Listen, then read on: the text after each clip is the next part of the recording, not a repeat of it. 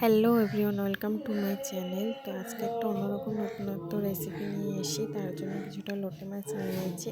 মাছটাকে কুটে ভালো করে ধুয়ে নিয়েছি।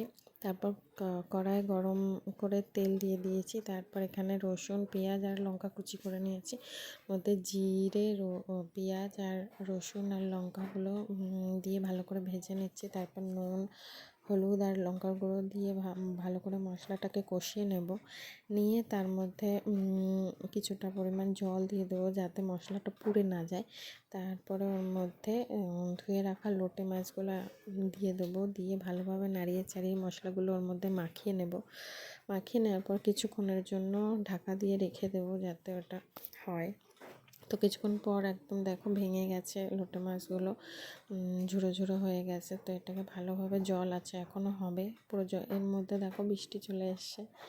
তো এইবারে ঢাকনা খুলে দেখছি এখনও জল শুকায়নি। তো এটা পুরো জল শুকিয়ে যাবে, ঝুরঝুরে হবে।